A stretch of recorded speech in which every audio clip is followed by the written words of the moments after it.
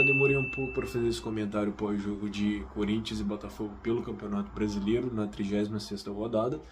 Mas assim, é importante fazer esse vídeo porque a gente precisa conversar sobre muita coisa, muitos detalhes, muitos pontos.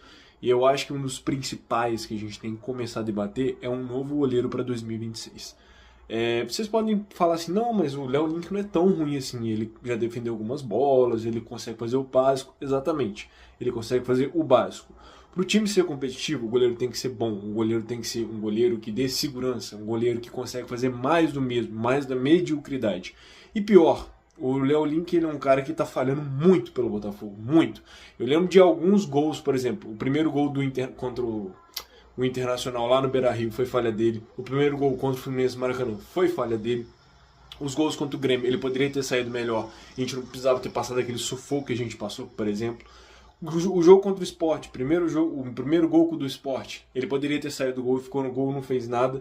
E hoje, duas vezes, né? A segunda eu vou até isentar um pouco, porque foi uma falha de marcação coletiva do Botafogo, mas ele poderia ter feito algo melhor, poderia ter saído do gol, coisa que ele não faz com frequência. Vocês podem ver que bolas alçadas, bolas levantadas na área, são um perigo para o Botafogo, porque ele não faz nada. No momento que ele pode fazer alguma coisa, ele fica dentro do gol e depois dá aquele salto, né? Com a mão aberta, sem nenhum propósito. Então, assim, o Botafogo tem que fazer isso urgentemente, olhar um goleiro titular para 2026. Eu gostaria muito do Everson. O Everson, para mim, é um goleiro seguro, um goleiro que faz milagres, é um goleiro que tipo assim, resolve jogos. Eu não sei se ele vai continuar no Atlético. Seria um bom jogador para chegar e ser titular, mas o Botafogo precisa de um goleiro titular. Né? Eu cogitava o Rocher, mas o Rocher anda falhando muito. Não sei se eu tenho a mesma segurança nele. Mas é questão de mapear o mercado ano que vem, já começar com o Christian Law, para ver qual que é a dele, se ele vai fazer um bom campeonato carioca, que é um torneio assim, preliminar na temporada, né? Enfim. Outra coisa que a gente tem que pegar aqui, o David Ancelotti, ele falha novamente na visão de jogo. Por quê?